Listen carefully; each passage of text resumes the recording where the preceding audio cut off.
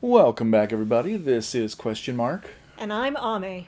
and today we are returning for more Marvel Super Heroes Commander tier list. We have lost count of how many episodes we have recorded now. Oh, I think this is the eighth. maybe doesn't really matter. There's more to do. This actually is the release with the most legends of all time, more than Final Fantasy. And I did Final not know Fantasy that was crazy. when I began. Yeah. And we are now on to kind of what a lot of people might miss, because we're looking at cards that are not in the standard legal set. They are not in play boosters. Nope, today we're looking at Jumpstart cards and Scene Box cards. So you'll see a few that look kind of like that are in scene boxes, a bunch that look kind of like this that are in Jumpstart packs. And I do actually think that Jumpstart is maybe the best way to teach a new player. Because you basically take two packs, shuffle them together, add in some basic lands, and you've got a deck that you can play. And obviously, there's a lot of stuff here. They put a ton of new designs into the Jumpstart set, and some of them are worthwhile to be your commander. Some of them aren't. Let's take a look. We're going to help you separate the wheat from the chaff. And this list where it says 234, that is wrong, because this is including all the commander deck cards as well. This list is correct, does not include the commander deck cards. So the first one we're doing is Abomination, Irradiated Brute. For 2 mana and double green, you get a 4/4 Gamma villain with Trample. Whenever a Gamma or villain you control deals combat damage to a player, put that many +1/+1 counters on Abomination. Okay, I'm going to be trying to start, I think, with more snap decisions on more of these characters. I think this guy's alright, but I think I want to put him in wild card. Not for the same reason that a lot of other cards go in wild card, which is that they kind of lack support. Because +1/+1 counters, gamma characters, those are very common in mono green even. Like, gamma is what they've used for all the Hulk aligned characters. Yep. And then villain, of course. There's a few green villains. It's not the most common color for villains. It's probably going to get a whole lot more common. Oh yeah, I mean, we're still going to see 4 more Marvel sets before we're done with this whole half of the cards are heroes, half of the cards are villains thing. Um, so until then, I imagine we're still going to see quite a few more villains. But the problem here is that this is a deck where your commander starts off as a solid 4/4 trampler and then grows, and then that's all it does. And I just think that that's not terribly exciting to have as the leader of your deck. It does synergize. You can put a handful of gamma and a handful of villain creatures in your deck, even some colorless ones maybe, just to get the numbers up. But I think that's not terribly exciting, even if it is okay. It's not a particularly strong strategy. Although I guess the question is it good in the 99? I'm not sure how many villain decks there are that include green, but there are some gamma decks that include green. I'm not sure about the synergies. I think that he probably belongs as a wild card still. Okay. So, but yeah, if you do happen to build a deck that includes green and is about villains or gamma, then he seems like a solid player, if not the best commander. We are, I believe, skipping over that Abomination because that one's from the We villain already deck. did that one. Yeah, but Absorbing Man and Titania, I'm never really sure to pronounce it Titania or Titania. I'm I hear it multiple ways. I think Titania's the most common one, but I'm not fully sure. Okay. Well, what do they do? For 3 mana, a red, and a green, you get a 4/5 human villain. Double all damage that creature sources you control would deal. So we like them punchy, punchy, punchy. Oh, yeah. So this is a powerful effect on a card that doesn't have a lot going on, like, we're failing the vanilla test technically, but you could also imagine that this is an 8/5 that makes all of your creatures have double power. Like, that's pretty crazy. There aren't a lot of commanders that do this. The closest that I can think of is Xenagos, God of Revels, if you can read that one for us. Let's see. 6/5 God with Indestructible. As long as your devotion to red and green is less than 7, Xenagos isn't a creature. At the beginning of combat on your turn, another target creature you control gains haste and gains +X until end of turn, where X is that creature's power. Yeah, so this is a red-green commander. This one has your creatures get kind of like double power, in this case, and toughness, and haste. But it only does it, on one creature per turn. The haste is great. It's a very popular commander for doing exactly that. Dropping big fatties, swinging with them, hitting for double damage, and then they chill. These guys, they never chill. No. But they're not indestructible, and, they can't turn into a 6/5 indestructible on their own, and they don't give haste. And they don't tell you, like, what to build around. Like, there's no theme here. Except big punchy. Yeah, but that said, if you put in some evasion, even menace might do. I know flying is the go-to evasion ability, but green and red aren't the best at that. The one I'd be craving would be Double Strike. Oh yeah, double strike is crazy, but you do have to connect. Wait, double all damage that creatures you control would deal. No, I guess you could just deal double damage to blocking creatures too and just wreck them. Who cares? Yeah, you can just go trample. I think I've heard someone else rate this kind of low because of the fact that it doesn't give you a whole lot of guidance into what to build, and there are other more interesting commanders. But you know what? No, I think that this is actually pretty good. It is extremely simple and straightforward, but sometimes that's enough. I've described in other videos the pre-release special, and I think this could be a good example of it. While you're not going to pull this at your pre-release because, for one thing, the pre-release has happened by now, and for two, it's in a scene box. But the pre-release special is basically, I opened these cards at the pre-release, this is all that I have. I have picked a commander and thrown all the cards from my pre-release kit into it, and then try to play it at Commander Night. And the commanders that I think are good for the pre-release special are ones like this, where they're strong and they're open-ended, and you kind of can't go wrong. You throw 99 cards in the deck, as long as most of them are creatures, you're probably going to do all right. So I think they're probably going to stay near the end of Super. I could even maybe put them near the top of Wildcard. But honestly, I think it's maybe not the most interesting build, but an easy one. As we go on to Alex Wilder, Runaway. I don't know this person.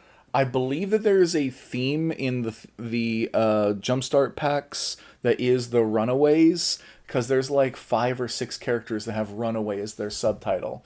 But that doesn't mean that I know what the Runaways are either. Huh. Oh well. Well, for 1 mana and a red, you get a 1/3 human hero villain. Oh. Whenever Alex Wilder or another creature you control enters, if you cast it from anywhere other than your hand, it gets +2/0 and gains haste until end of turn. It also has escape for 2 mana and a red. And exiling 3 other cards. You exile 3 other cards from your graveyard. That's what it does. Yeah. So Escape is an ability where you can cast a spell from your graveyard by paying the escape cost, which always includes some amount of mana and some amount of exiling cards from your graveyard. So Alex does not help you fill up your graveyard. He does not have a way of getting into your graveyard on his own. And in fact, 3 toughness means that he's kind of bad at getting into your graveyard. And the reward for getting him out of your graveyard is that he'll be a 3/3 until end of turn. This seems bad. This is, I think, 99 at best. Yeah, I mean, so he does reward you for playing creature spells from places other than your hand. That actually, you know what? That does mean that when you cast him from the command zone, he'll be a 3/3 with haste on the turn that he enters for for 2 mana, which Oh, is above rate. now that you mention it, And then if you cast other cards, other creature cards from exile, and there's a lot of ways of doing that in red in particular. Impulse card draw, act on impulse. I think is not one of the better cards that does it, but it's one of the first cards that did it. And people call it impulse draw in part because of this card, where you exile some number of cards from your library, and temporarily you can play those cards. Alex has goggles just like this lady does. Oh, yeah. Maybe it's the goggles. I think it is. So red does have access to a lot of this, and giving +2/+0 and haste is not bad, but I think this is still underpowered. I think that if you want to get some kind of reward off of playing things from exile, there's another guy that you want to be playing instead usually. Prosper is a classic at this point. This guy is the go-to playing things from exile commander. If you could read him. For 2 mana, a black and a red, you get a 1/4 tiefling warlock with death touch. He has 2 abilities. Mystic Arcanum. At the beginning of your end step, exile the top card of your library. Until the end of your next turn, you may play that card. And Pact Boon. Whenever you play a card from exile, create a treasure token. Yeah, so this guy's the GOAT. Gives you access to 2 colors, has Death Touch, only needs 1 power if you've got Death Touch, 4 toughness, so survives a lot of things. Gives you effectively card draw by setting aside a card you can play every turn, and then giving you treasures whenever you do his thing. And lots of ways to synergize where you put other cards into exile, like with Act on Impulse, so that you can get more treasure tokens and cast more spells. Yeah, that guy's the GOAT. This guy is a wannabe. Yeah. He's missing black. I think he's going to be better in the 99, aka he's a sidekick. The world loves wannabes. So hey, do that brand new thing. Next up is the amazing Spider Girl. Oh, we're skipping Alicia because she's in the Fantastic Four deck, I believe. By the way, I'm just going to say once, just for all of these, if Alex Wilder is your favorite character, I think in this case there is enough to build a deck around. It's just not... You don't want to come out the other direction and being like, maybe if I build the deck, Alex will become my favorite character. No, I don't think so. Amazing Spider Girl, which... This is some lovely artwork. Yes, it is. What is going on with the sun back there? Yeah. I don't know. It is... Scott M. Fisher. Oh, Scott M. Fisher is the GOAT.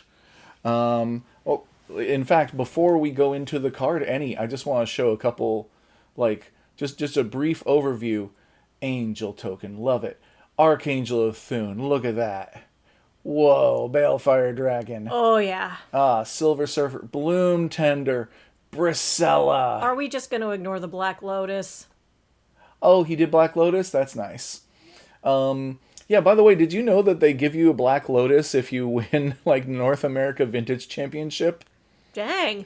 Yeah, I mean, it's not legal in any format because this card is oversized with a non-standard back. But still, it's a very awesome trophy. If I were to win one, I'd probably frame it and put it on the wall. I mean, that's what you should do. If I remember right, the thing's poster-sized. Some things are too good for the fridge, you know? Yeah. And by the way, I don't actually think that's the sun. I think that's more like, you know how in a lot of old medieval paintings you'll see a halo around the saints' heads so that you know they're saints, and also because it kind of helps differentiate them from the background? Really? I think that's kind of what's going on here. Huh. Okay. Well, what does the card do? For 3 mana, double white, you get a 5/4 spider human hero with web slinging, 2 and a white. Also has flying and vigilance. And web slinging means?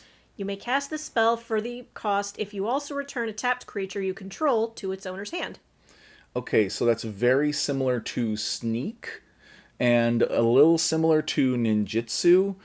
The difference here is that web slinging can be done on a creature regardless of how it became tapped and regardless of when you want to activate it. It doesn't break timing restrictions, so you still have to cast it at sorcery speed, but it could be like a Llanowar elf that you tap for mana or something like that, or it could be a creature that you attacked with. And web slinging can even be used defensively in some cases, although usually only when they have flash. But that said, that means that you can potentially cheat out this commander for 3 mana instead of 5 if you bounce one of your little creatures to your hand.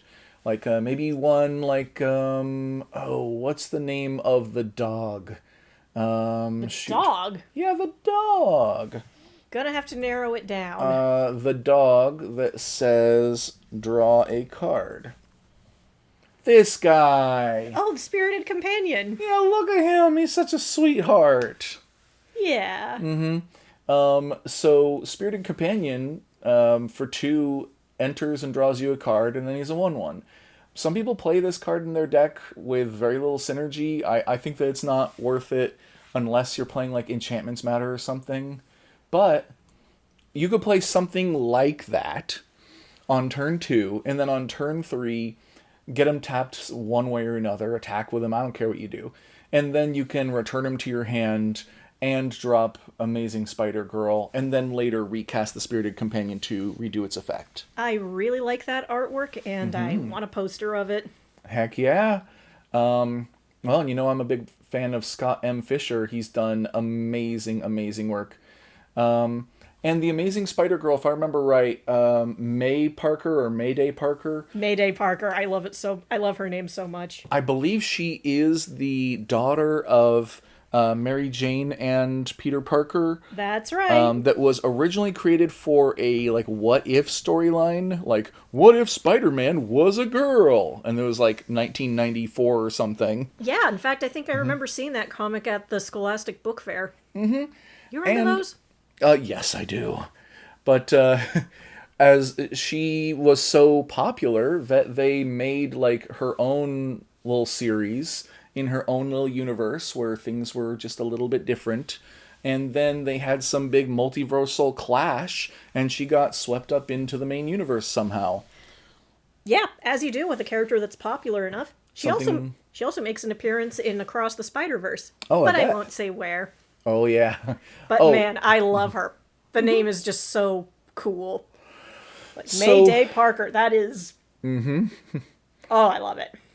It So- rings. I think as a commander, she is a little lacking because the only real synergy that I see here is the web slinging, and the only real thing that you can do with that is, like I was talking about, kind of like reuse the enters effects of cards like Spirited Companion. So that sounds to me like a wild card, probably around here. Although a 5 mana 5/4 flying vigilance, that is a solid base. To put some equipment on or some auras or something. Just, maybe in the 99 or, maybe she's just your favorite character. So go for it. She is cool. She is very cool. Next, actually, do we do Ant-Man here? No. We do Not a that different one. Ant-Man. We do this Ant-Man. The Simic one. Reformed Rogue. For 2 mana and a hybrid green-blue, you get a 2/3 human rogue hero. Whenever you cast a green spell, Ant-Man gets +1/+0 and gains trample until end of turn.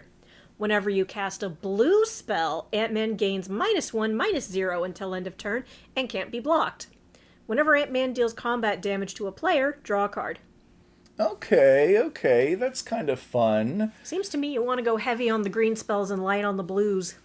Well, mostly, but you could also cast a spell that was blue to get him the unblockable and then follow it up with some green ones in order to get him more power now that he's unblockable. Okay, Or my point is the proportion of green to blue should be, Yeah, the many proportion more of green greens. should be higher.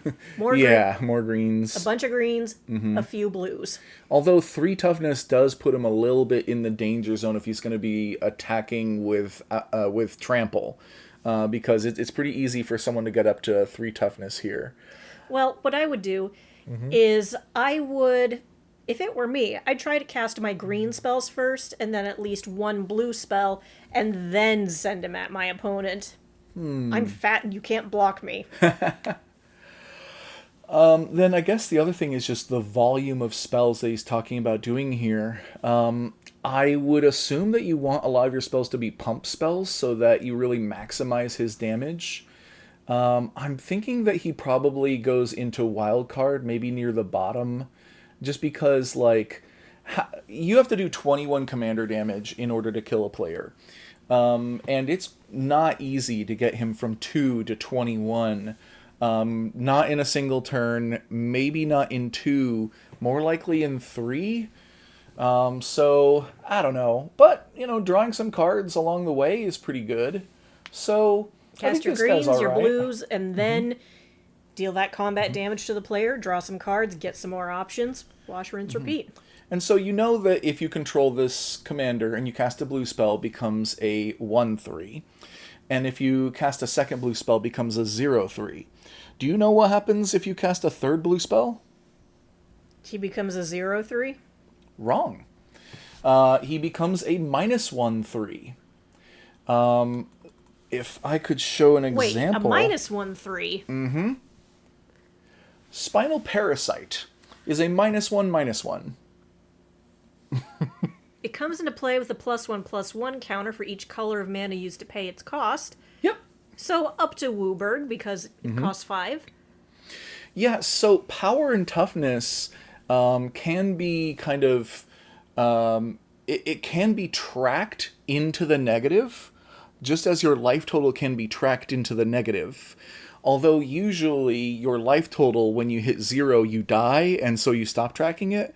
But if there's things like Platinum Angel, so you can't lose the game, your life total can go into the negative, and the game tracks that. My understanding with power and toughness is that power goes...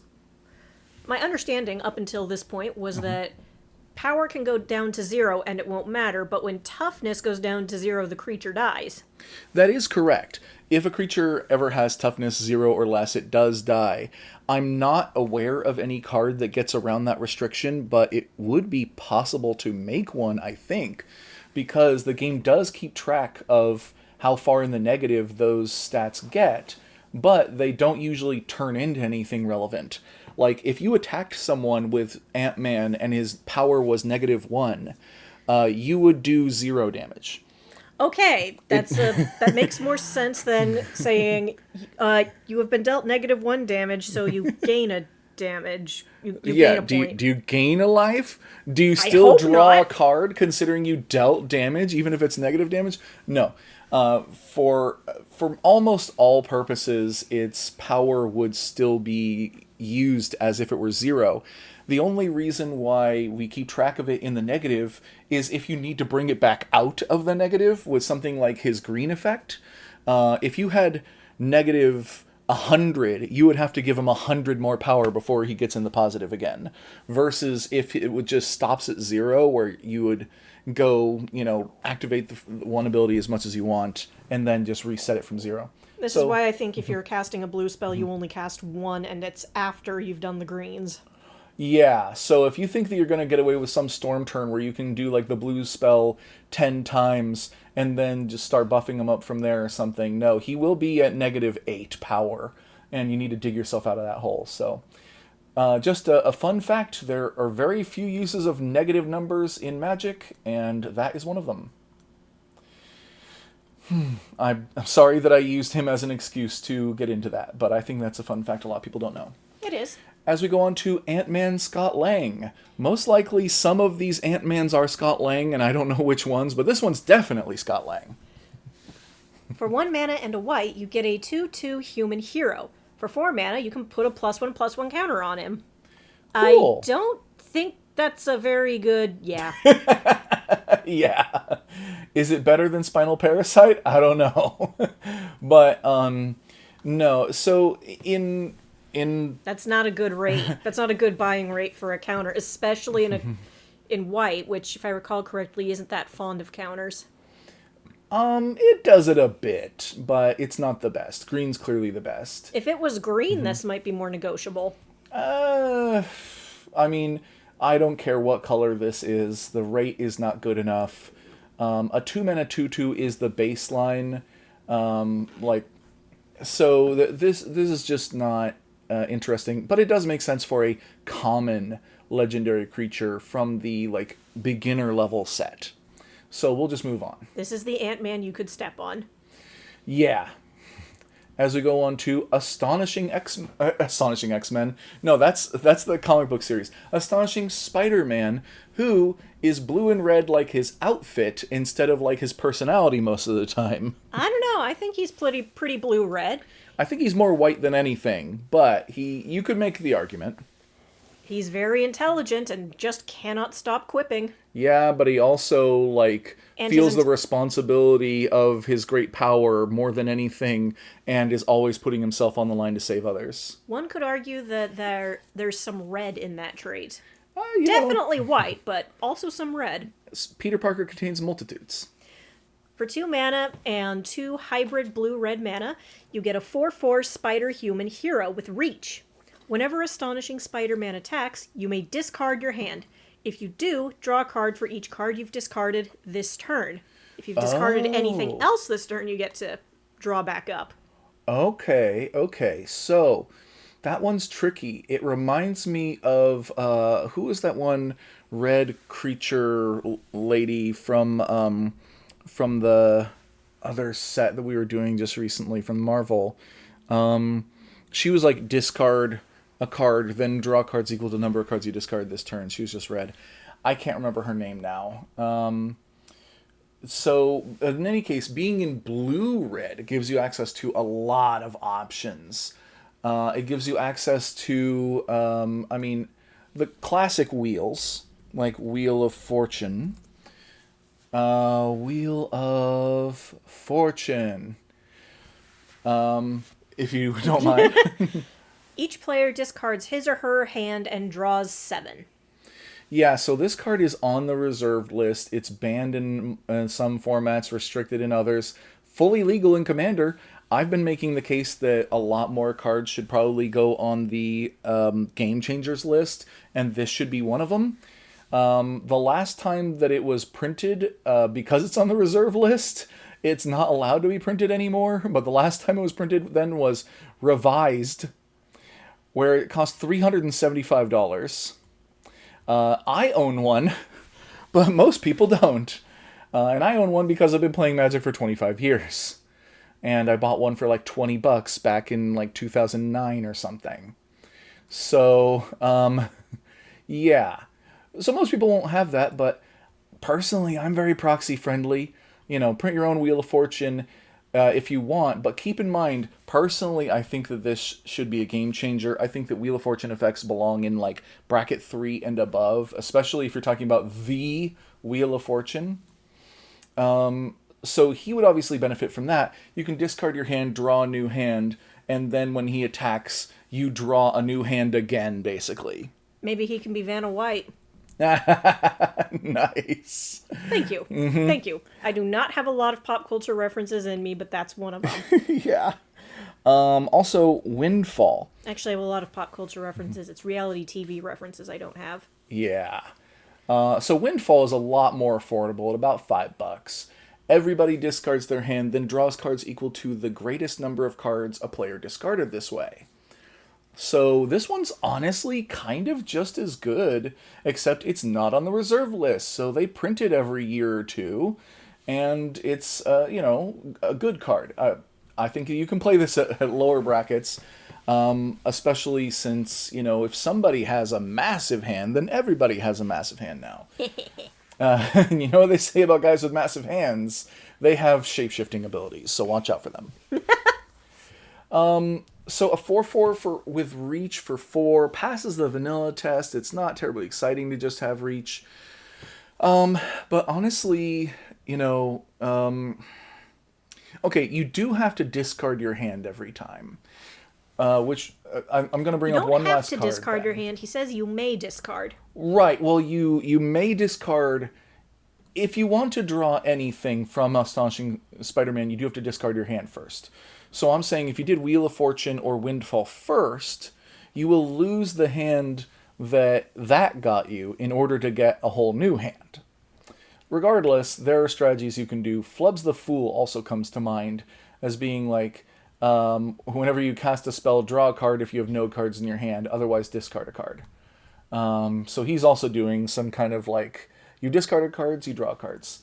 So Where are we putting I Spidey? think I have to put this guy in wild card as well. Maybe around here, because I think there's potential here, but it will be a little tricky. And I think that's the best I can come up with for this guy right now. And even if you are disappointed, there are a whole lot of Spider-Men to go Oh through my here. god, we had a whole set of Spider-Men before we get to this new set that has a couple Spider-Men in it. But also, if this isn't powerful enough for you, Flubs, you could put him in the 99 of a Flub stack and it might probably be good. But let's move on to Atlas Sizable Stooge. You sure this is the right one? I think so. We can, yeah. Yeah, it is. Mm-hmm. That's quite a title they've given him. Yeah, I thought it would be like, I thought he was maybe shrugging in this art, but I guess not.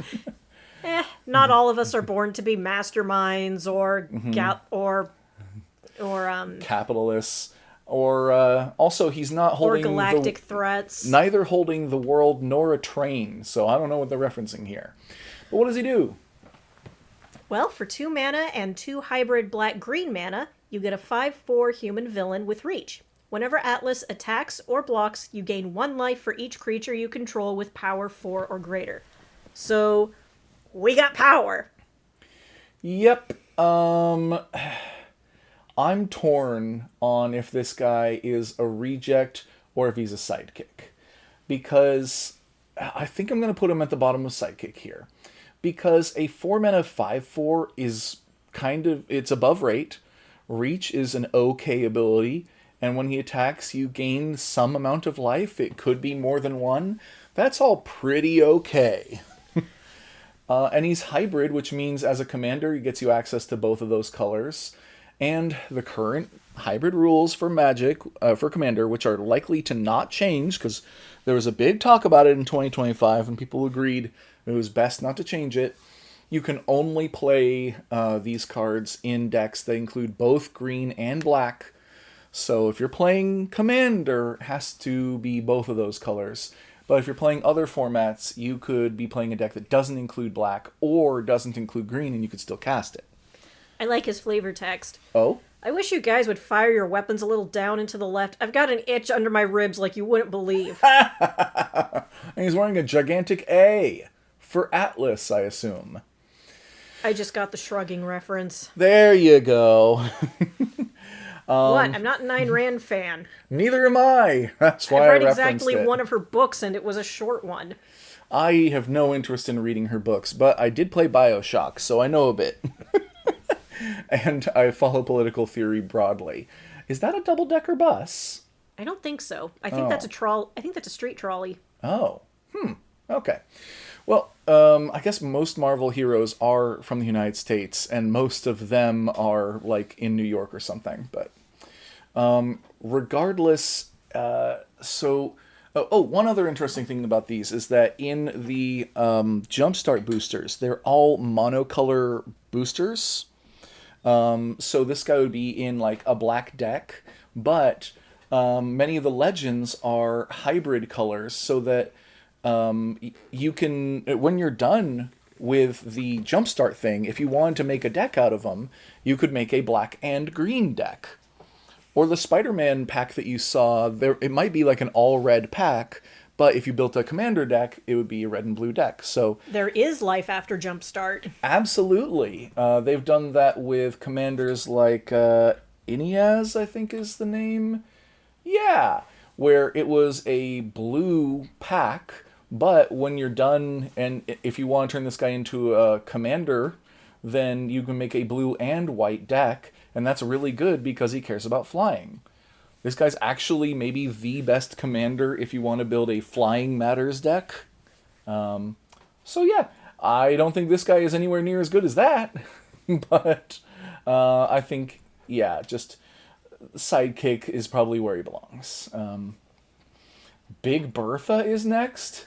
which That's a superhero that is, and she's a good example of complicated representation, I think. yeah, I don't know what to think about her. I mean, on one hand, it's great that we have this character in universe is actually a model, and I think it's kind of cool that we've got like, hey, let's get some plus size representation in here. Do we want to be stuck in heroin chic forever? Forget it. The problem with her is that, well, she can change her size, which is great. Oh, right. Oh, no. ED warning. Oh, yeah. Eating disorder warning. Trigger warning here, because, isn't her power that she throws up? No, that's not her power. Her power is No. that she bulks up and that she can be like, she's not just, a woman of size. She's a woman of density. Okay. I think there might be more to her than that, but I'm not too familiar with this character. I do know that to get down to her non-powered up size, she does have to yak it all up. And that's gross and Yeah. weird. So she's a bit like the Hulk with an eating disorder. But it's all strategic. So, But that yeah. doesn't really help because let's look at this on a meta level and go, why were you written like that? Yeah, so I think we can leave it at problematic. As a magic card, though, what does she do? For X and a green, you get a 1/1 mutant hero with vigilance. She enters with X 1/1 counters on her. And for a mana, a green, and a tap, you can put another one on her. So here's the thing. I think I actually might play her in a deck or two. I have a green-blue mutant-themed +1/+1 counters matter deck. And she would probably be good there. Because, for one thing, you can cast her for just a green, and she enters with no counters, but is still a 1/1 vigilance that can get bigger. So this is actually a card that, if it's in my opening hand in Commander, I'll play her, and then I'll attack with her once or twice, and then I'll start putting counters on her. As a card, this is pretty cool. Maybe we should watch a lore video about her. Make sure that that we're not casting stones here. Or maybe the audience can. I don't know. We've got so many characters and stuff here. But is she good as a commander? No, no, no, no, no. It doesn't give you enough to work around. Doesn't synergize with anything monocolor. But you know what? She's an okay sidekick. Probably better than Atlas. I think she's part of. Oh shoot! What was it? The Midwest Avengers. Well, she's a mutant. So I know that she's part of a X-Men superhero adjacent. team that I think. I know that she's part of a superhero team, and I think they're based in Michigan. Huh. Okay. Well, regardless, our next character on the list is Black Panther Claws of Bast. Okay. Now that is a cool bit of art. Yeah. Alex Horley Orlandelli. Not familiar. For 2 mana and a white, you get a 3/3 human warrior hero with lifelink. Whenever a creature you control attacks alone, put a 1/1 counter on it. Okay, so we've seen a number of cards now that reference a creature attacking alone and getting some kind of bonus. Getting a +1/+1 counter on it is pretty good. A commander that passes the vanilla test here with, as I have usually said, flying colors because it also has lifelink and something else. Like, this is all solid, just, you're once again stuck in mono white, and having a bonus when you attack alone is kind of a drawback because it says that you now have a reason to not attack with your other creatures.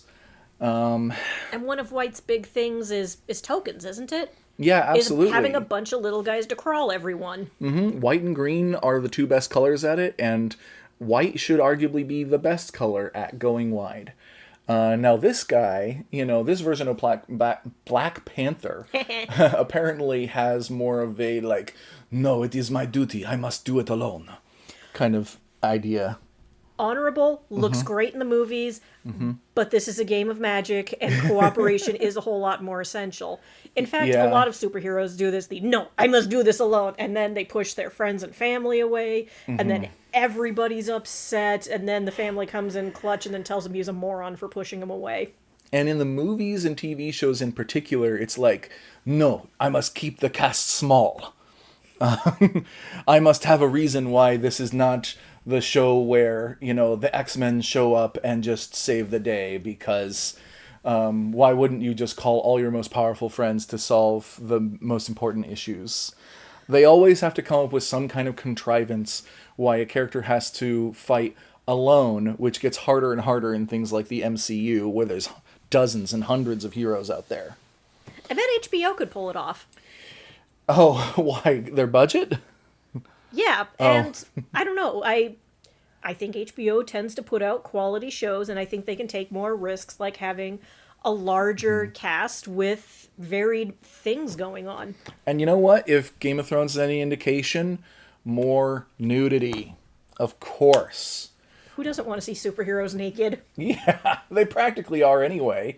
In fact, one of the ways that they teach people how to draw superheroes is basically just anatomy class, and then you just apply a little bit of a texture, a little bit of a color, a little bit of a pattern, because 99% of the time, no matter what you're wearing, you're not going to see this much muscle definition and vein and stuff like that. Oh my god, the vein. Yeah, Okay, how are you seeing he that? is not wearing spandex. He's wearing body paint. Yeah, there you go. He's wearing body paint and maybe, why can't I think of the word? Pasties? No. Loincloth. Loincloth, thank you. Okay, at the end of the day, I think I'm going to put this guy up higher up in Wildcard, because I think once again there kind of isn't enough support in white for an attacking alone deck. I mean, you've got things like Battle Grace, Angel, which I do play in a deck, but honestly, I don't think that it's that good. Exalted is the mechanic where a creature you control attacking alone gets +1/+1. This one also gives lifelink. Oh, so that would actually be redundant on Black Panther. Yep. So don't do that one. But look for other cards that have Exalted, and you'll find that there's like 5 that are playable maybe, and that just doesn't make a whole deck. So, but maybe with this set, with a bunch of the new ones, it could work, but most of them are kind of weak too. So. And it's mythic, so how are they justifying that? Well, this is a lower power level set that they're doing here. Okay. And yeah. Well, I don't know. Who's next? Black Panther Most Dangerous. And yes, I checked the list. Woo! I like these glowy lines. Those are cool. Me too. I did really like it in the movie that, like, he absorbs impacts with the vibranium suit and then it glows purple. Whoo! And then he can just blast people. Hell yeah. Love it. So is this about that kind of effect? Maybe. Let's see. For 2 mana and a white, you get a 3/3 human warrior hero. Whenever Black Panther is dealt damage, he deals that much damage to any other target. Oh, hell yeah. And for power up, it's 5 mana double white. Put 2 +1/+1 counters on Black Panther. Other creatures you control get +2/+2 until end of turn. This is interesting. Whenever he is dealt damage, he deals that much damage to any other target. That is a pretty good effect. Once again, being stuck on mono white, you're a bit limited in what you can do with it. Also, very importantly, that damage can just straight up kill him. He'll still deal the retaliation damage, but he'll die. So, if somebody does lightning bolt on him, he'll be like, "I lightning bolt you back." So you'll probably want to find ways of giving him indestructible. Good news, white is probably the best color at doing that. Yeah. So lots of ways of giving him indestructible, and you could do that at instant speed. So people might fall into the trap sometimes. The trick is how to get people to damage Black Panther for you. This is an ability that 99% of the time is only going to trigger when your opponents allow it to. And that makes it not very good. Because they can choose to block your commander, and they will know what's going to happen when they do so. Or vice versa. If they chump block this guy, he's only going to be able to, ping damage to people. Yeah, somebody puts Sakura Tribelder in the way and then sacrifices it, and he deals no damage. Wait. Any other target, does that include players? Oh, yes. All So right. the upside is very high. However, you typically have to rely on your opponents in order to trigger this. So I think you need to find some ways in mono white of dealing damage to your own creatures. And I've got a couple of ideas. Skull Clamp. No, wait, Skull Clamp doesn't work like that. Skull Climb doesn't work like that. But one of them is Light Mine Field. This card's actually maybe just good in Commander. Why don't you read it? For 2 mana and double white, you get an enchantment. Whenever one or more creatures attack, Light Mine Field deals damage to each of those creatures equal to the number of attacking creatures. There you go. So this discourages go wide strategies because if someone wants to attack with 100 squirrels, each of them takes 100 damage. Hell, if someone wants to attack with 2 squirrels, they take 2 damage each. We And low-key got our butts kicked the last time we played Commander together. and Yes, it was by squirrels. And so if Black Panther and a buddy both attack, then they'll take 2 damage, and then Black Panther can throw that 2 damage anywhere he wants. And then people have to decide how they want to block.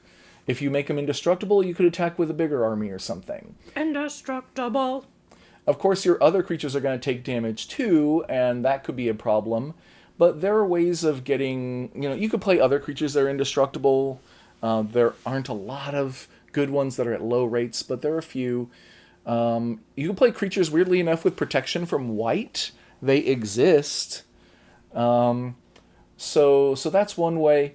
The possibly even bigger way, although you've got to build around it even more, is the card Pariah, if you want to read that one for us. For 2 mana and a white, you get an enchantment aura. All damage that would be dealt to you is dealt to the enchanted creature instead. Yep. So if someone wants to hurt you with damage anyway, they got to hurt Black Panther, which means that they hurt whatever you want them to hurt. So that's pretty great, although once again, if he takes 3 or more damage, then he dies, unless you can give him indestructible. In which case, you're basically indestructible. So yeah, there's a lot of ways of doing this. Let's see. Also, if there's any effects like Absorbing Man and Titania that like double damage creatures would do, then you double damage to Black Panther, and then the damage that he deals also gets doubled. So there's a lot of synergies here, and the power-up ability, I think, is pretty strong. So where are we putting him? Yeah, that's the tough thing. We're still in mono white. There's not a lot of ways of activating it. I think I'm still going to put it around his brother, his twin brother. Maybe at the top of wild card. No, a little. I think a little. Probably more like here. There. Because yeah, if he had one more color, there'd be so many more options to work with. But with monocolor, you're limited. You're going to struggle to try to actually fill a deck with that strategy, and Pariah can backfire. Then we go on to Black Tom Cassidy, which is a very unusual character. I never thought this guy would get a magic card. I don't know who this is. I only know him because I did a lot of research for an X-Men role-playing game I ran, a decade or two ago. And Black Tom Cassidy came up as one of Juggernaut's only friends. And I believe Juggernaut has friends? Almost no. But yes, Black Tom Cassidy, who I believe is like Irish or something. And I think Black Tom is not because he's black, but because they're think like... he is black. No, but I think it's because of like legends of black tomcats being like unlucky. Okay. And he's known for wielding a magical shillelagh, which is his wand thing that he's casting like plant magic out of. Because yes, he does have a magic shillelagh through which he can control plants. Catnip. Yeah. All right, so what does he do? For 1 mana and a green, you get a 1/3 mutant villain. If you tap, add green. If you control another mutant, you gain 1 life. So... Straight to sidekick, I think. Yeah, but you know what? Kind of... What, did I put him... Oh, I put... Wait, Oh, I see what I did there. Yeah, Black Tom should be up here. Anyway, yeah, sidekick, but pretty high up there. First off, a 2 mana 1/3 that taps for green is not exciting, but like mutants are a theme that you can build around. I don't think you want this guy as your commander, but I've got a green mutant deck, and he's going in it for sure, and he's going to be great. So sidekick, Maybe he nothing can, better. maybe he can go into a Juggernaut deck once we find him. Oh yeah, we haven't. There hasn't been a printing of Juggernaut yet, which Yeah. is unfortunate.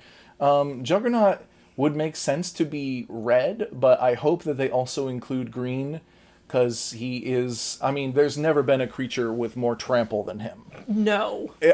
I would love him to have like trample, trample, trample. Yeah. That doesn't even make any sense, but I still kind of want him to have it. And next we have Black Widow Daring Operative. Ooh. Doing her version of the Spider-Man. Oh, I thought it was her version of the Batman. Eh, similar, but as you can see, she's hanging from a rope. True. Batman stands on top of the gargoyle and lurks. True. Although Spider-Man sometimes does that too, but that's Spider-Man doing the Batman. All right. So, what does she do? For 4 mana and a black, you get a 3/4 human spy hero with Menace. When Black Widow enters, mill 3 cards. Whenever Black Widow deals combat damage to a player, each opponent loses life equal to the number of creatures in your graveyard. Ooh. That's pretty spicy. Okay. I was about to say that like 5 mana for a 3/4 with Menace, even entering and milling 3 cards, is pretty underwhelming as a commander. You would want something flashier than that. But dealing combat damage to a player and then your opponents lose life equal number of creature cards in your graveyard, that can be very flashy. Oh, yeah, that's going to be frightening. Yeah, so And we're in the actually... exact right color for it. So once again, like, Menace is like kind of okay evasion. Entering and milling 3 is kind of okay putting creature cards in your graveyard. But then this effect, especially since it affects all opponents, not just one, I think that's worth building around. And At that point, you're racing against the clock. yeah, I think that puts her up in super.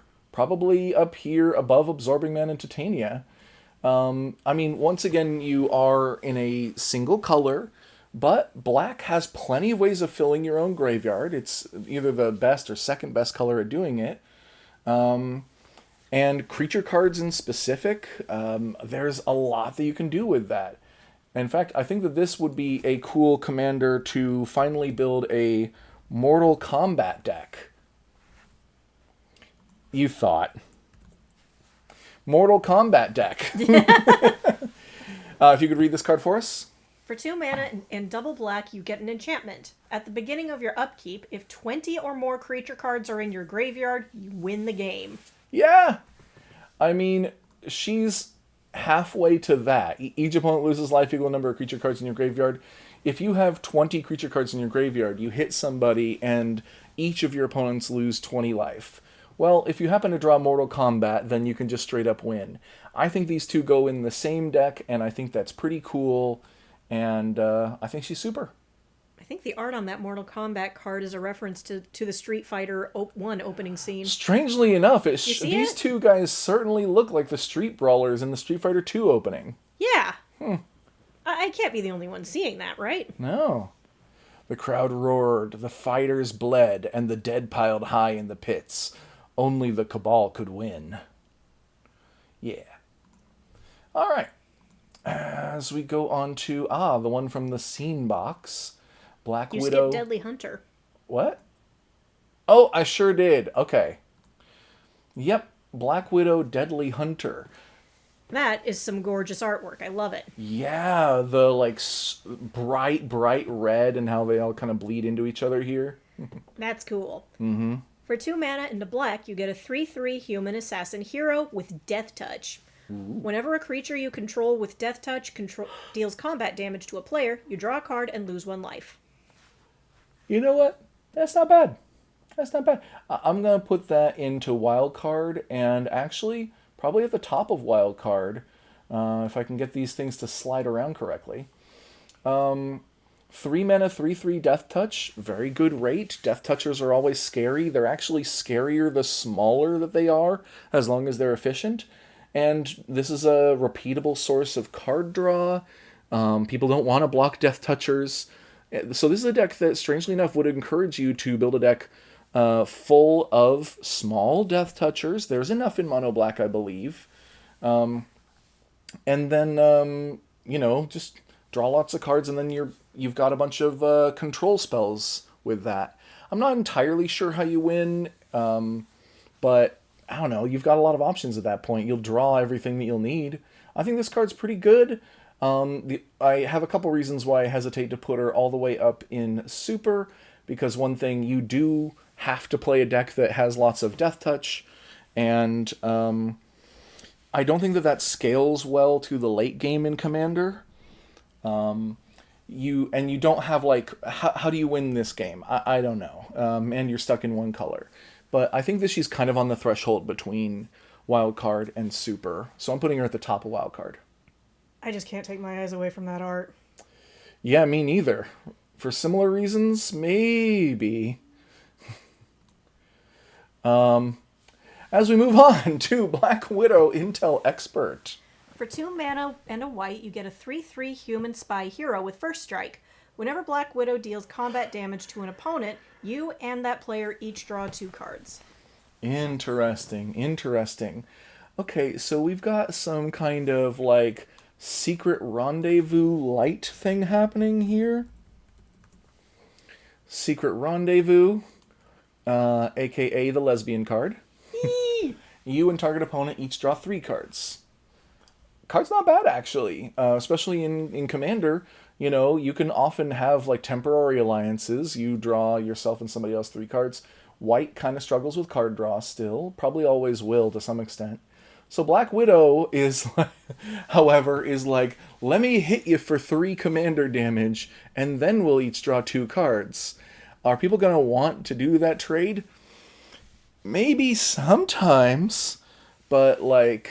I don't think it would be me. Yeah, I got a feeling that it's going to be more of a consolation prize. Also reminds me a bit of Sergeant John, I think? Sergeant John Benton, everybody's favorite guy. From Doctor Who, of course. Who says whenever he deals combat damage to a player, you and that player each draw that many cards. And you better believe that I've had opponents attack me with this, ask me if I block, and then when I say no, they throw like 17 giant growth effects at the guy. Kill me, draw like 21 cards, and then next turn they do it again to somebody else. So it doesn't matter how many cards your opponent draws if they're dead. And they both have a theme of intelligence. Yes. However, this is green and white, so you have access to a lot of pump spells. This is mono white, so you don't. Also, he's got trample and haste. She doesn't. I think she's a lot harder to build around than Sergeant John. Not to mention that you and the opponent always draw 2, which is enough to benefit your opponent and not that much to... write home about for yourself. So is she better as a sidekick? Probably. She's probably better as a sidekick. In the Sergeant John deck, I don't know. Sergeant John can handle it on his own, honestly. But I think that this could have a use, but I haven't seen any card else much like her.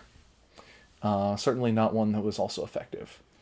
Next up is... Yep, one more Black Widow, Natasha Romanoff. If you could read her rules text there. They tell me now that I'm an Avenger. I can't kill anyone. You want to put that to the test? So, that is correct. She doesn't have any rules text. In fact, this version is listed as R Tutorial 2, which I believe means that in the beginner box, when they have instructions for how to play the game... she is a stacked card in the deck where you're intended to draw her and play her just to... Don't make this your commander. Come on, this is stupid. Obviously, she's not intended to be anyone's commander. Bottom of reject here. She's worse than Ant-Man because she has no abilities. She's not supposed to be playable. We're moving on. Blue Marvel, Adam Brashear. Yeah, I don't know this guy. Me either, but he looks cool. Yeah, he kind of does. Oh, he's a scientist. Go ahead, though. For 3 mana and double blue, you get a 3/5 human scientist hero with flying and ward 2. Whenever you draw your second card each turn, put a 1/1 counter on blue Marvel. Okay. I have a does this guy remind you of Jace, or is it just me? Yeah, this is Is this superhero Jace? maybe. But so I've said before that this is kind of a lower power level set. It's meant to be more of a beginner level set, and one of the ways you can tell is that they put reminder text on flying, which I don't think is something that they've actually ever done before. Strangely enough, and on ward as well. So that means that the cards are a little simpler, but 5 mana, 3/5 flying ward 2 is actually not that bad as long as there's something else to build around. And once you know what there is, you draw your second card on each turn, you put a counter on him. So then he'll pretty quickly become a 4/6, a 5/7. You know, I can keep throwing numbers around, but honestly, I think this guy's all right. Yeah. He's, I think, going to be probably around, like, here? Actually, you know what? No, I think I'm going to put him at the top of wild card. Why? He's fine. He's good. Because if he wasn't multicolor, I think that you might be a little better off. Or, sorry, if he wasn't monocolor, you'd be a little better off if you were including green or red or really any other color, just so you get more than just what blue does. But there are also a lot of cards that care about drawing your second card each turn, and there's a lot of ways of doing it. So easy to trigger. I think that the main thing, if you're going to build a blue Marvel deck, to keep in mind is that this triggers on each player's turn, not just your own. So you ideally would find ways of drawing 2 cards on your opponent's turns as well. Enchantments, enchantments, enchantments. Maybe Fairy Mastermind came to mind as something that will help. Can you read this for us? Let's see. 2/1 Fairy Rogue with Flash and Flying. Whenever an opponent draws their second card each turn, you draw a card. And for 3 mana and a blue, each player draws a card. Yeah. So if any of your opponents are playing multiple card draw effects, and many of your opponents will, then you get a free extra card on someone else's turn. That's solid. But also, if you ever activate his ability, that means everyone will draw a card now, and whoever's turn it was, they probably already drew a card for their draw step, so they've now drawn 2, which means that you'll draw another one. And now you've triggered Blue Marvel to get a counter on him. Hopefully that mastermind puts that furry down. It cannot be fun being grabbed by the ears. Yeah, I believe this is them playing the like Quidditch equivalent in Strixhaven.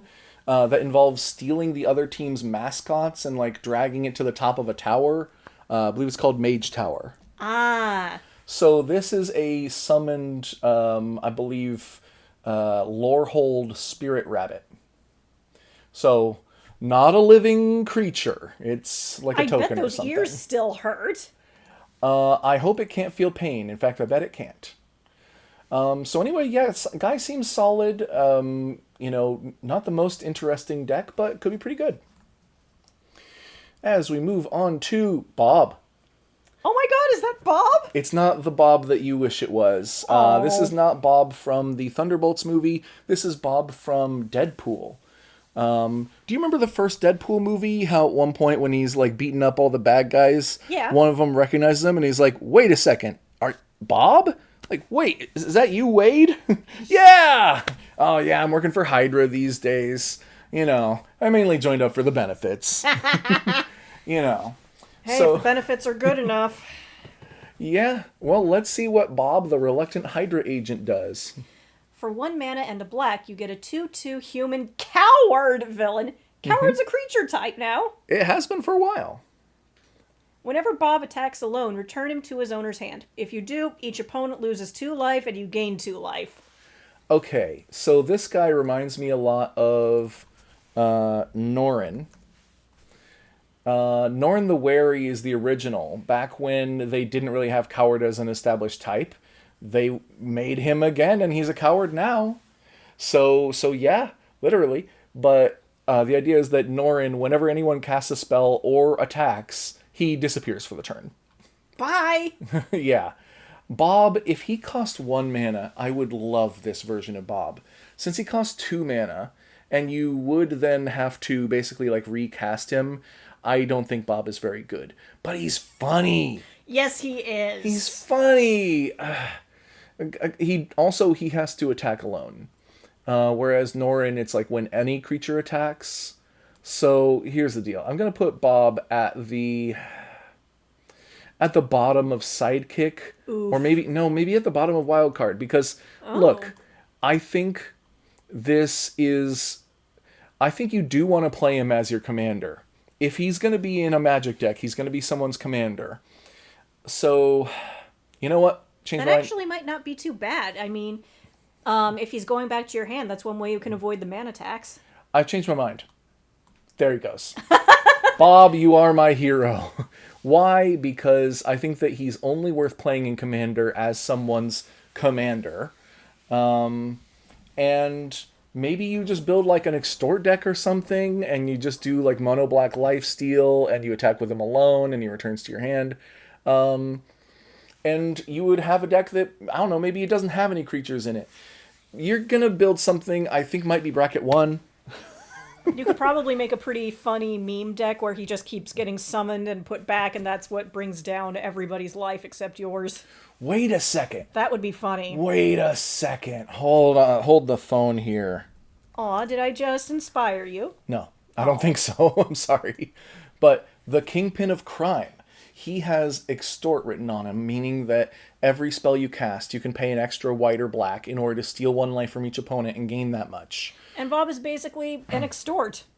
Yeah, you can cast him for 3, steal a life from everybody, attack with him alone, return him to your hand, each opponent loses 2 and you gain 2, and then recast him for 3 and steal a life from everybody again. And do that every turn. I bet Fisk would hire Bob. I bet if he knew that Bob could like steal an extra 3 life from each opponent every turn, he would probably hire Bob. So, I'm sorry, Bob. You keep getting yanked all around. But that's just your life, isn't it? Yeah, that pretty much is. He is like the temp of henchmen, you know? The super temp. Yep. So, I don't know. He probably does go in the 99 of the Wilson Fisk deck as the most reasonable thing. Okay, if I... Okay. There he goes. Okay. I'm going to leave him there. Because he's not good. He's not good. Don't actually play him as your commander unless you want to build a like, bracket 1 goofy, silly deck. He's not good, but he is a lot of fun, and that makes up for a lot. And he might have the most front and center super butt. But I think that's a henchman butt, not a super butt. Well, yes, probably. There's Cap and Iron Man in the background punching somebody. Anyway, next card actually is Boomerang. Yeah, yep. Boomerang is next. Okay, so I did not know that Boomerang was a Marvel villain. I remember Captain Boomerang from the Suicide Squad movie. Yeah. Well, what does Boomerang Blade Flinger do? Well, for 1 mana and a black, you get a 1/3 human villain. Whenever Boomerang attacks, he deals 1 damage to each opponent and you gain 1 life. So he's like Bob, but not funny. Yep. So, down here he goes. And I keep reading this as Blade Finger. Me too. Yep. And, I mean, he's a common once again, so he's not supposed to be that good. I wouldn't want to catch these. They're sharp, you know. You're not as funny as Bob. Go away. Yeah. All right. Bucky Barnes, eager ally. Oh, do we get to skip? Oh, no. I just got my alphabet wrong. You don't know how to do the alphabet. Okay. I was doing this as fast as I could just before we started recording. So, Braun, Amadeus Cho. I don't know what happened to him, except that the last time I was reading a comic that cared about the, like, Hulk family of characters, Amadeus Cho kept on being mentioned, and it didn't explain what his deal was. That's a wicked good name, but this guy looks arrogant. I guess so. What does he do? Well, for 1 mana and a hybrid green-blue, you get a 1/1 Gamma Scientist hero. When Braun enters, draw a card. And his power-up is 4 mana and a blue-green hybrid. Put a 1/1 counter on Braun for each card in your hand. Okay.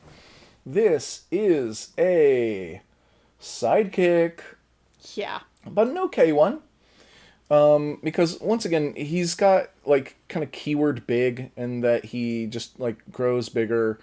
He does enter and draw a card, which is all right. A 2 mana 1/1 that enters and draws a card, like you want to be playing stuff like that, as long as it synergizes with the rest of what you're doing. So like that Spirited Companion, for instance. If you're playing an enchantment themed deck, it's an enchantment creature. Perfect. Put it in there. But a leader he is not. No, he doesn't really tell you what else to build your deck around, other than I guess like card draw. But like everybody plays card draw, and he starts off as a 1/1. You can get like maybe a pretty good number of cards in your hand and get a pretty good number of counters on him. I guess the biggest cool thing about him here is that you can activate power-up abilities at instant speed. So you can be like, surprise! I have 9 cards in my hand and now he's a 10/10. Woo! But they probably see that coming a mile away. And I think we'll move on. And now we're we've on got Bucky Barnes' Eager Ally, which seems to be the Bucky Barnes from before Cap got frozen. The during World War II one. So is this the only Magic card that depicts World War II? Could be. And this would be on the European front, by the way. Captain America and Bucky did not fight on the Pacific front, so... Probably because that one was a little bit more morally complicated. Perhaps also Captain America was created and first shown punching Hitler on the cover of a Marvel comic when the United States had not entered World War II yet. A lot of people don't know this, but literally Stan Lee was trying to encourage America to take up arms against Nazi Germany. Because honestly, that scans. Because he and a lot of his friends are Jewish, and they're like, the Holocaust is happening, you guys. We think of ourselves as heroes. We should be out there punching Nazis. Exactly. This is. Yeah. If we were there, it would be us on the chopping block, and that's terrible. And we're supposed to be against this crap. So they gave him a cover showing him actions we should all live by. Punch a Nazi. Yep. And a year or two later, the United States entered World War II after Pearl Harbor happened. So, but yeah, the original idea, there kind of wasn't a Pacific front at the time, or at least Japan had invaded China, but the United States wasn't paying that much attention to that compared to the Holocaust going on in Europe. Anyway, what does Bucky Barnes' Eager Ally do? For 1 mana and a white, you get a 2/2 human soldier hero with vigilance. When Bucky Barnes dies, look at the top 4 cards of your library. You may reveal an equipment, hero, or soldier card from among them and put it into your hand. Put the rest on the bottom of your library in a random order. Rip. So his whole thing is, I just need to die and give you and leave something behind. Yeah, plus, if I remember right, Bucky was invented during an era where a lot of comics were trying to appeal to younger readers by introducing teen sidekick characters. Oh yeah, it's kind of a huge deal. In fact, and it also didn't take, I think, if I recall correctly, it didn't take as long as some people believe for the teenage sidekicks to show up. Batman went without Robin for exactly 1 year. Really? Yep. Batman was solo for 1 year before they added in Robin. And this makes sense because, well, there was a war on. And the economic situation wasn't that great, and, people needed father figures. And also, and it helps if there's a youthful figure to act as the son to that father figure, so the father figure can act all fatherly. I said father way too many times in that sentence, and I'm ashamed. You could always replace it with daddy. No. Oh, okay. Absolutely the hell not. Okay. Well, also, of course, these comics were primarily targeted towards young boys, and so they did want to have characters that were closer to a young boy that they could, relate to, be more the self-insert, looking up to the heroes and stuff. Passing on good morals and all that. I Yep. don't see this as a negative thing. Not necessarily, although it was during an age of like censorship and government mandates for what comics need to be like and stuff.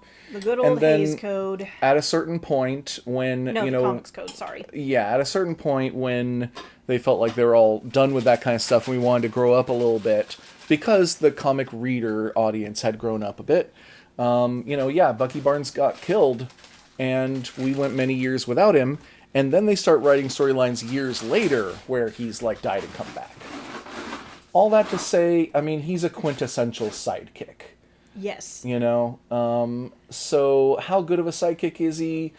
Kind of tough to say, because on the one hand, you want to play him in a deck that has lots of equipment, heroes, and soldiers, right? So that you can find a replacement one in the top 4.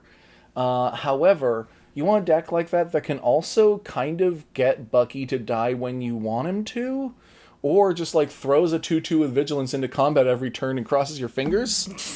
So I don't know about any of that. He does seem pretty reckless. He is in live gunfire without a helmet. That's true. You got to be able to see his face after all to recognize the hero. But in any case, yeah, he's better than some of these, that's for sure. But all right. Next guy on our list is Bushmaster Coiled Henchman, which I instantly get a kind of is this problematic vibe, because there's a tendency to name like the wilder parts of Africa as the bush. Is he the Bushmaster because he's like from the jungles of Africa or something? I thought don't Bush know. was more of an Australian thing, to be honest. I thought it's both. I don't know. So I'm concerned, but I don't know the history of this character. Same. Regardless, what did it do? For 1 mana and a green, you get a 2/1 snake human villain with Death Touch. Each other creature you control with a 1/1 counter on it has Death Touch. Okay. You know what? I think this guy is a pretty good sidekick. I accidentally moved the wrong guy.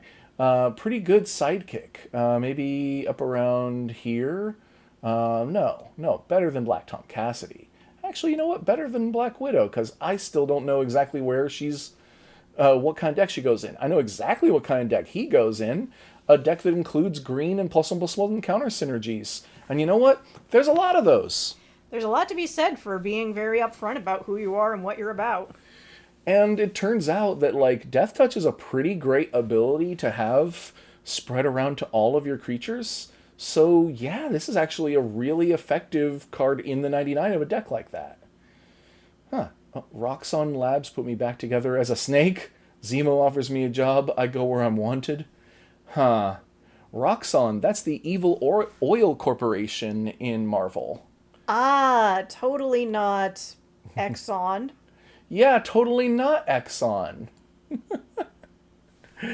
Okay, and then we go on to one of our many Captain Americas. Are we covering them all? Kind of. Let's cover Captain America Liberator first. Another one that's probably depicting World War II.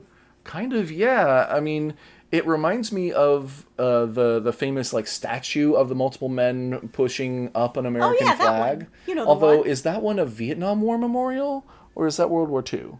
I don't know. I don't know, but also they're not pushing it up. The guys in the background silhouetted. There's a bunch of destruction around them. I imagine this is during World War II. This looks like a magazine cover. Oh, and he has the little wings on his head. We like the little dumb wings. We like the dumb little wings.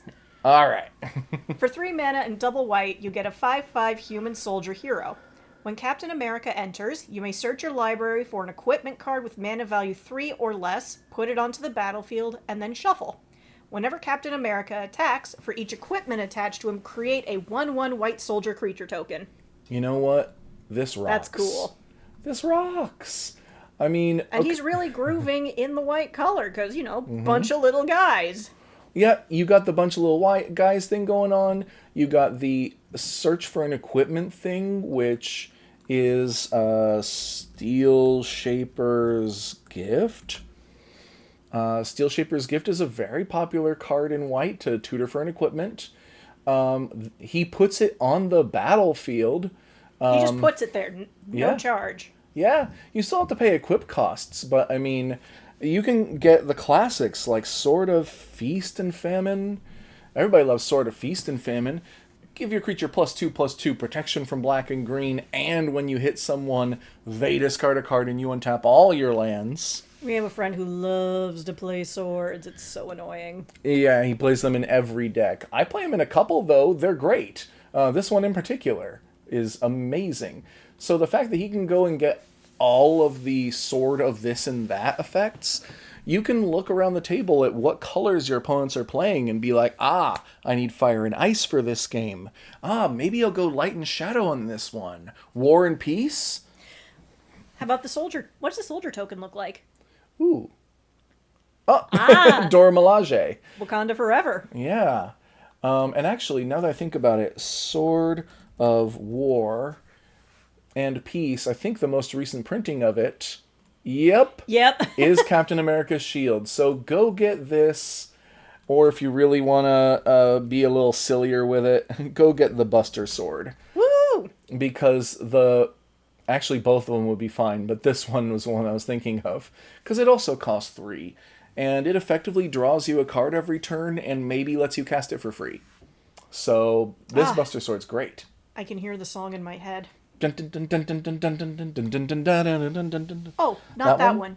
I was actually okay. thinking of the opening theme. Oh. Well, regardless, Anyway. I think this guy's great. He has all the tools that he needs in mono white. You can both go tall and go white at the same time. And I think that that's awesome. So if someone manages to sword or path captain, you've got an army of 1/1s. If someone tries to board wipe you, you could give protection to it to just cap and you can rebuild your army. Look for things that can benefit both, though. In fact, here's a maybe hidden gem. Is it Konda's banner? Yeah, this might work. You want to read that one for us, actually? Konda's banner can be attached only to a legendary creature. Creatures that share a color with equipped creature get +1/+1. Creatures that share a creature type with equipped creature get +1/+1. Yeah. Oh, So, I like that. You got a standard bearer. Yeah, 2 to cast, 2 to equip, put it on cap, and now, and by the way, I've said it before, but your commander shares a color with itself. Equipped creature shares a creature type with itself. So that would mean that Captain America would become a 7/7 and all of his soldiers would become 3/3s. And even if cap goes down, just equip it to a nearby soldier and it'll still work. It does say attached only it has to to be a legendary creature. Yeah, but Forget what I said then. you might have Bucky in there or something, or maybe other Captains America, Like this one. This one is here. Yes. Okay. Cool. Sam Wilson's Captain America with a new Falcon in the background. I think his name is Miguel. Anyway. For 3 mana and double white, you get a 3/5 human soldier hero with flying and vigilance. His ability is Battalion. Whenever Captain America and at least 2 other creatures attack, put a 1/1 counter on each attacking creature. They gain indestructible until end of turn. You know what? Put these into each other's decks. Heck yeah. Which one is better? I would say the other one. I would say the other Captain America is better as your commander because he can start to build the army. And he doesn't. He wants there to be an army already, so you have to find other ways of building it. But I think he's going to be a great one in the 99. Is he a good commander? He's not bad, actually. I do like that he gives the counters and indestructible until end of turn. Okay, I guess here's the hard part. Is he better in the 99, or is he better as a commander? I think if you're going wide like this, it's hard to beat some of the multicolor commanders out there like Jetmir. I would The giant cat man. I would love it if you read this one for us. Creatures you control get +1/+0 and have vigilance as long as you control 3 or more creatures. Creatures you control also get +1/+0 and have trample as long as you control 6 or more creatures. Creatures you control also get +1/+0 and have double strike as long as you control 9 or more creatures. The bigger the party, the more punchy and powerful you are. Yeah, so if you want to do a go wide deck that includes white and like makes all of your creatures stronger when they're attacking, it's hard to beat Jetmir Nexus of Revels. He's the goat despite being a cat demon. How does he compare? He does give indestructible, so he cares about his minions a lot more. So I could see a case for putting him up in wild card because he's not a bad commander. I think this is a case where I'm going to keep him down only because I think that there are better. But if you want to build him as your commander, I get it. It would probably be fine. And our next one is Steve Rogers. Captain America Steve Rogers. More fantastic art. Oh, yeah. For 3 mana and double white, you get a 4/4 human soldier hero with lifelink. Whenever Captain America attacks, put a 1/1 counter on another target creature you control. That creature gains indestructible until end of turn, because Captain America is protecting them. Okay, so this one definitely belongs in the sidekick area, down below the other one, because he doesn't boost your whole army, just one other creature. In fact, he honestly makes Captain America Skybound better in retrospect. So I'm actually going to bump this Captain America up to maybe here.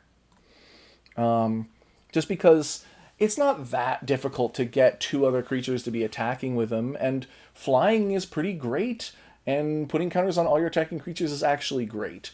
I just thought that, these two side by side make Skybound really want to be in the 99. But these two side by side, Steve Rogers, I mean, really, he's from the tutorial, is the deal. Yeah. That's why he doesn't have the dumb little wings. Yeah. This is, 2011 Avengers, Steve Rogers. Oh, clearly. Yeah, this is like before he got developed more through things like the Winter Soldier. This is back when he was like, there's only one God, ma'am, and he doesn't dress like that. Okay. He's okay. He's fine, but I wouldn't make him your commander. And we Next go up into is Unbowed. the last Captain America. For 3 mana and a white, you get a 3/4 human soldier hero with flash. When Captain America enters, soldiers and heroes you control gain indestructible until end of turn. Avengers assemble. Oh, yeah. Well, I rarely see a more clear sidekick than this. He has flash, which means you want to keep him a surprise. He protects a bunch of your creatures, which is great if you do it as a surprise. This is a guy you cast in response to a board wipe. Absolutely. If you're playing a heroes or soldiers deck that is mostly white, or at least like 50% white, I think that he's a great combat trick. You could probably cut 1 or 2 other instant defensive cards from your deck in favor of having, this guy. But don't make him your commander. He's a bad commander. Nah, that's not an ace in its space. No. Next we have Captain Marvel Shooting Star, which every time that I see this card, I think of that meme where it's something spinning through space, like I don't believe I'm familiar. Okay, well, yeah, it was a thing for a while that there'd be just there'd be just something like spinning He through accidentally grabbed space. my foot. Yeah. And the song that they play is called Shooting Star. So look up some Shooting Star memes after this. I'm sure you'll find some that are pretty silly. For 5 mana and double white, you get a 6/6 human Kree hero with flying. Whenever Captain Marvel enters or attacks, exile up to one target creature. That creature's controller gains life equal to its power. Whenever a creature other than Captain Marvel is exiled from the battlefield, you gain life equal to its power.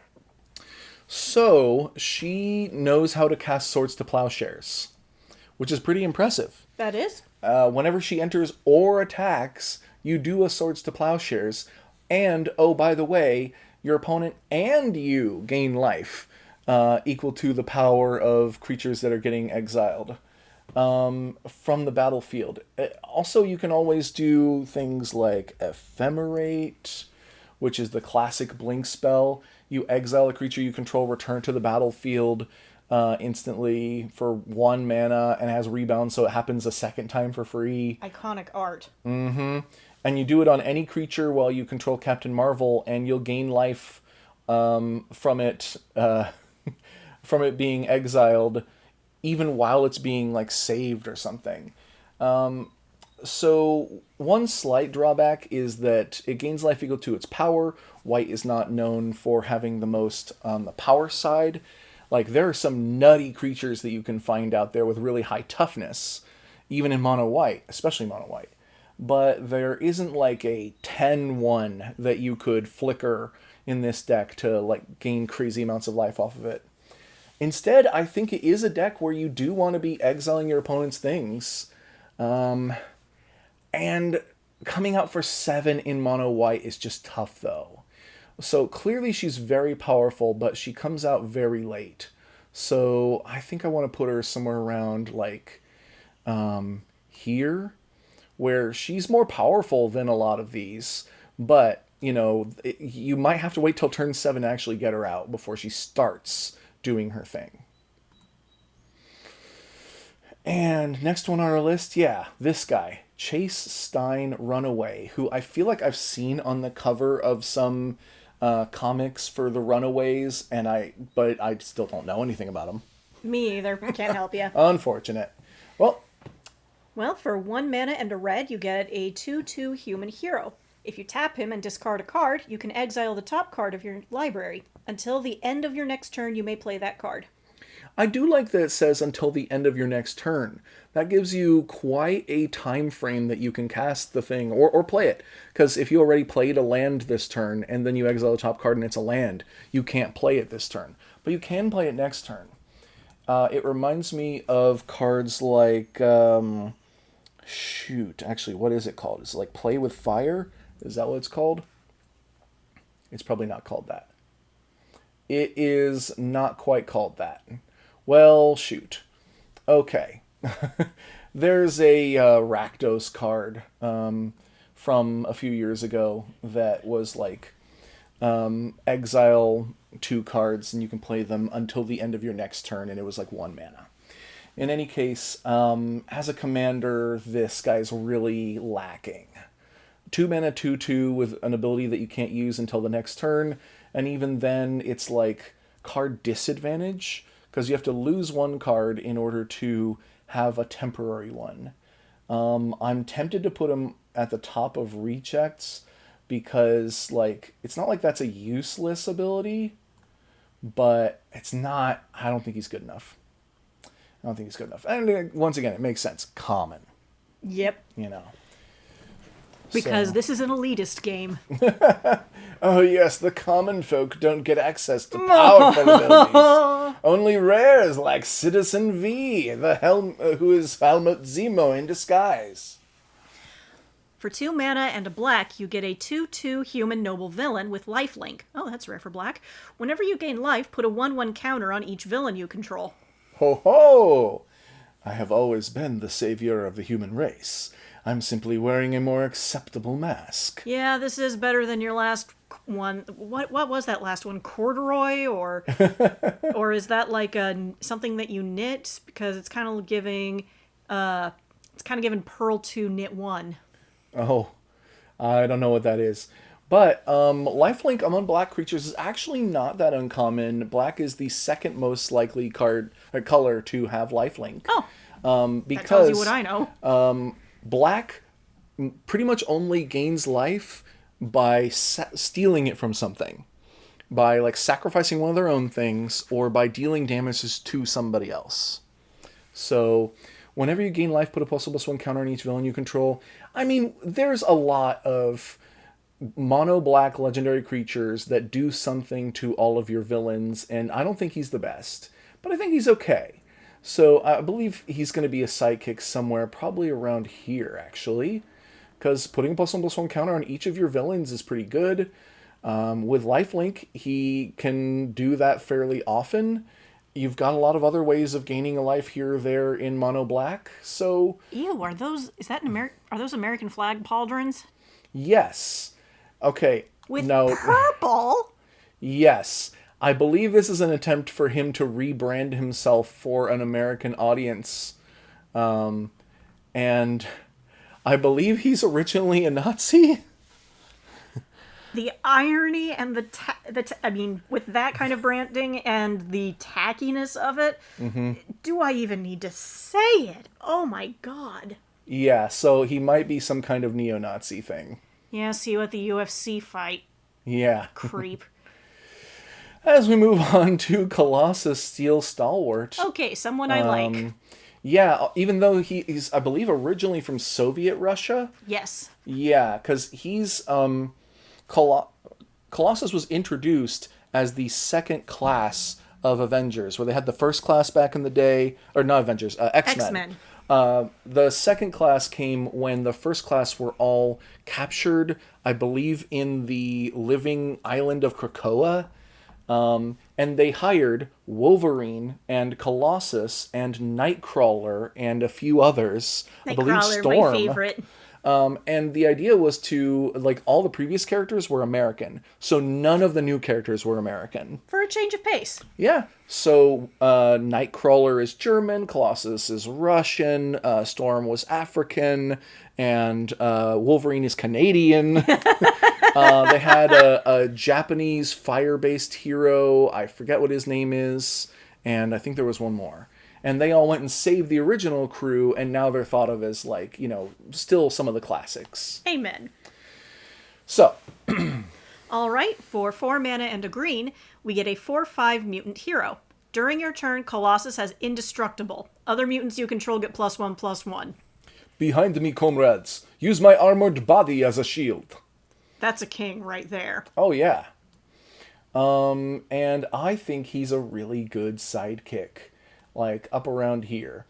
Mostly because, once again, I have a mutant deck where I'm looking for more mutant synergies. Is he going in there? I think so. I'm going to put him in there regardless, and then I'm going to see how he does. 5 mana for a 4/5 is a little underwhelming. Having indestructible on your turn is nice. Although, if it's on your turn, what does that mean? He doesn't die to instant speed removal unless they wait a minute. He still dies to sorcery speed removal. And when you attack, your opponents get to choose whether or not they block. So they can always look at, like, well, what, am I going to deal him 1 damage? Am I going to deal him 1,000 damage? Doesn't matter. Like, your opponents get to kind of opt into whether or not they fail to destroy him. But I do like that he gives your other mutants +1/+1, and that's why he's a good sidekick. And you can play him in a variety of other decks. I expect that in a year or two we're going to have an X-Men set where he's like an okay middle-of-the-road guy in the 99. When we have the X-Men set, I'm going to squeal. Oh, yeah. The X-Men is my favorite part of the Marvel Comics universe. I've always found them to be more interesting, in part because you don't have to reinvent the wheel every time in terms of, like, their own little world. They are kind of a collective where they each have their own story, but they can each have a personal, like, kind of coming out moment of being a mutant without having to be like, oh, I was exposed to gamma radiation, I was exposed to a spider that bit me, I was exposed to, you know. I remember hearing that this was all basically because Stan Lee got lazy. Like, I can't come up with an origin for all of these fuckers. Sometimes people just turn out this way. Yeah, and honestly, I think that was a good idea. And also that then it allows they us get to shift treated more of the focus onto who they are as people, on the interpersonal connections. Yeah. And it also means that they end up being basically a minority. Instead of being treated as like one off, lone wolf kind of guys, they. There's a whole community. They Mm-hmm. have their own there's a whole community and they have kind of a flair. There's Mm-hmm. definitely a penchant for giving themselves superhero nicknames even if they don't want to be superheroes. It's like, Mm-hmm. okay, so what's your birth name? What's your mutant name? It's Yeah. a whole thing. And of course there's the whole coming out moment because with Mm-hmm. mutants, it's often traumatic. Oh, yeah. No wonder these guys are held up as, an LGBTQ metaphor in particular and civil rights in general. Yeah. So I love the X-Men. I think they're great. I love them. As we move on to Count Nefaria, the most vampire guy who is not a vampire. Go back to Party City, Count Nefaria. Yeah. For 6 mana and a black, you get a 6/6 human villain. This spell costs 3 less if you've sacrificed a permanent this turn. And he flies, If I already possess so much, what more could I want? Why, the rest of it, of course. including taste. Yeah, I mean, I mean, don't get me wrong, I love my vampires, I love my gothic dudes, I love that Dracula shit, but I know the cheap version when I see it. yeah, I mean, for some reason this is a little blurry. But like Baron Sangir, he's more like the OG vampire in Magic. This is back in 1995. I was 3. Beast, Defiler, the source of all my pain. Yeah. He, I believe, was a planeswalker at some point and traveled to Ulgrotha, and he's the Baron of Ulgrotha. He's a vampire who literally conquered an entire plane. This is Innistrad before Innistrad. And there aren't necessarily ghosts or zombies or werewolves with their own area. He just won. It's all his. So, That makes him more menacing off the bat, and in appearance, again, doing the Dracula thing, but it looks like he's putting a bit of his own twist on it. He doesn't just look like a costume. yep. And when you have the invasion of Ulgrotha, it's literally an army of vampires against the Phyrexians there.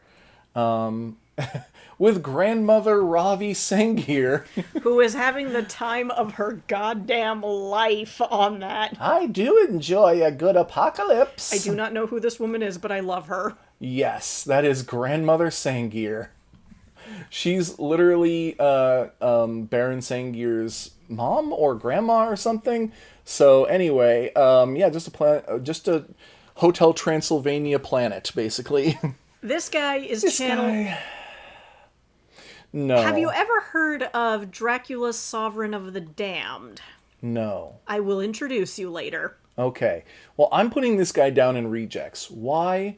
Well, okay, let's say that you did sacrifice a permanent this turn. You can cast him for 3 mana less. So he's a 4 mana 6/6 flying. Boy, that's nuts. What are you going to do with it? Well, I don't know. You could have just ramped, I guess. And then you got to a French vanilla creature. By the way, we've used vanilla to refer to creatures with no abilities. French vanilla is a creature that has like an ability, and it's That dead has, simple. Yeah. Like a keyword ability. This guy, basically, this text, matters for a moment, and then he's just this. He's just not. That's all he's got. Yeah, he's not interesting. There's really no reason to play him in the 99 of a deck either. You can do better. As we move on to a guy who definitely wants to be Spawn, or a lady who wants to be Spawn. Hang on, is that Moon Knight?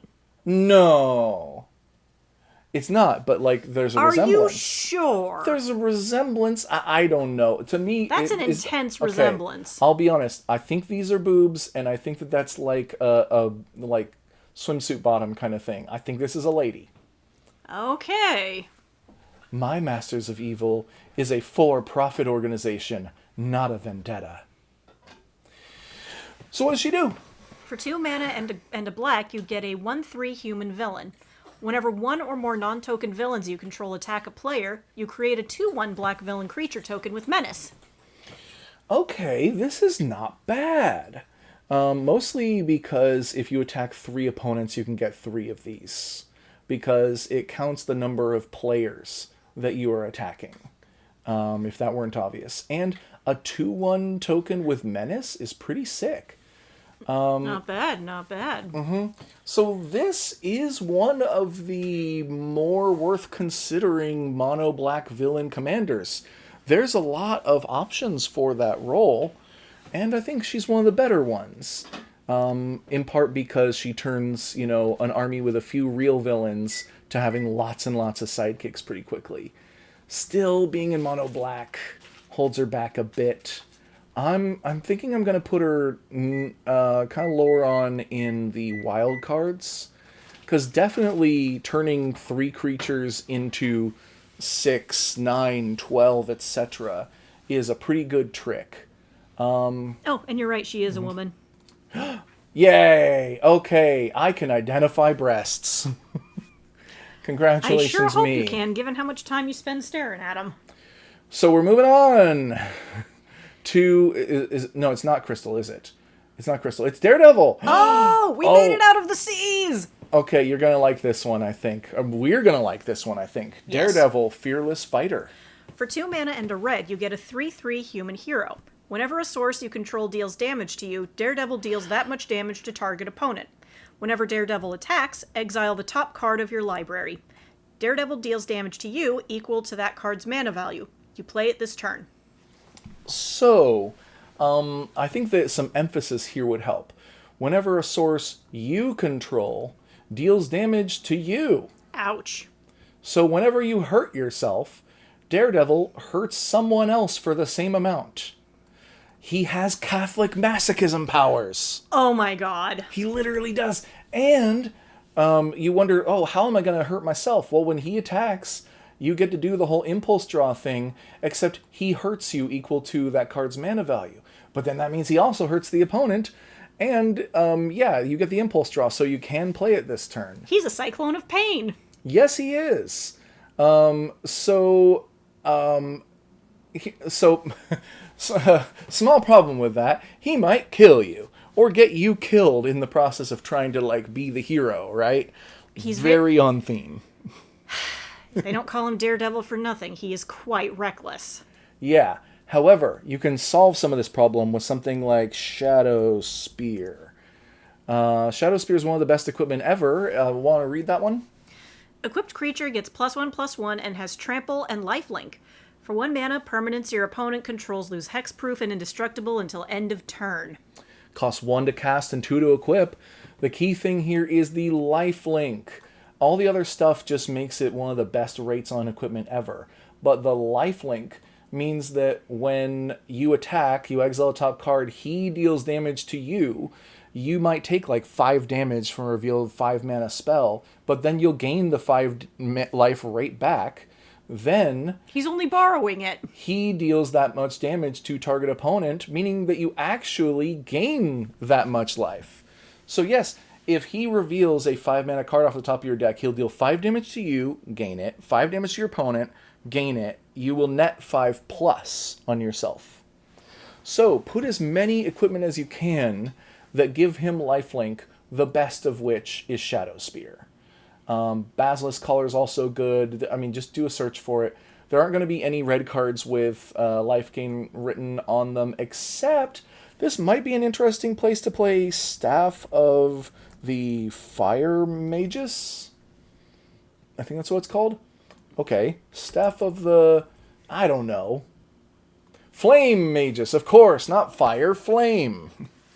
Whenever you cast a red spell or a mountain enters the battlefield under your control, you gain a life. Yay! So that could work actually as mono red life gain. You could also play Dragon's Horn, I think is the card. Please, please, please, please, please, shoot. Dragon's Claw? The claw. There! This one, if any player casts a red spell, you may gain 1 life. Oh, shoot. So if you're sitting down at a table where 1 or more of your opponents are playing red as well, you could actually gain a decent number of life. Neener. Yeah, this one, it only counts yourself, but it counts your mountains as well for 1 more mana. Personally, I might actually play those 2 life gain spells in the Daredevil deck. So, where is this handsome man going? My hero. This is a card that has enough build around potential to be both effective and fun. Held back a bit by being mono red, of course, but you know. So let's see. Do you think that's as far as we're going to get today then? I think we've done a fair amount. Yeah, there's obviously a lot in here, and you can see a few I'm excited to get to soon. Okay, I think that's going to be our stopping point for now. We're going to keep going and try and get these out for you people as soon as possible. Thank you very much for your patience. It's obviously a lot of work. I hope you appreciate it. Take care, everybody. Bye bye.